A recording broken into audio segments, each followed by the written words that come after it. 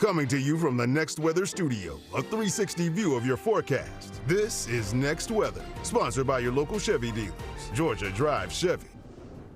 Well, the risk of rain and storms increasing by this afternoon, and in fact, it looks like it gets more coverage instead of less over the next couple of days, but that will have some good byproducts. We are going to release the grip of the big heat that we've seen. No more mid-90s, no more even low 90s, maybe some upper 80s coming our way. We're kind of wedged between two systems. There's a cold front, and you see that big spinning L on that front kind of stalling things out just to our north. And then down to the south, of course, this is Bertha along the Gulf Coast. Now, Bertha really not going to have a whole lot of impact around here. It is forcing on the very outer portion of its circulation some tropical moisture that may interact with that front to our north just a bit. So you can see that here over North Georgia.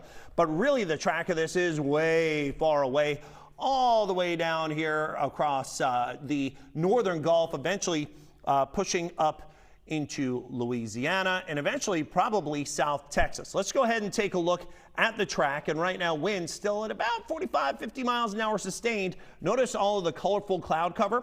That is a convection, or the big thunderstorms with it. It's all south of the Gulf Coast. So even though in some of those bands there's winds 45, 50 miles an hour, on the north side fairly inactive, and that's a part that's actually impacting land. So here in New Orleans, we are under a tropical storm warning, or at least the surrounding areas, and then eventually this shoots its way off into Texas and diminishes. Now the big threat here going to be some storm surge. Could see about 3 to 5 feet of surge along the Louisiana coastline, and some 1 to 2 foot surges right along the Florida beaches, where some of us actually head on off to for some vacations. And then there's a big rain that's around Atlanta, but that's not going to be related to the storm system itself. What that's going to be from is that front that I was talking about and mentioning.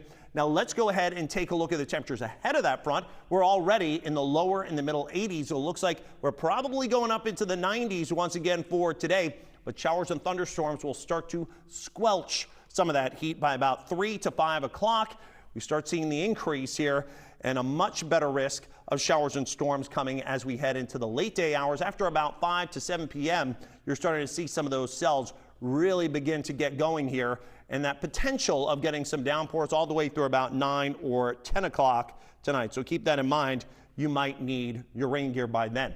Temperatures for today getting into the lower 90s, but then after that, after about a 40% chance of rain and storms this afternoon, we increase the chance. So we're 85 to 90, really begins heating up once again after maybe a good weekend for a movie as we head into early next week.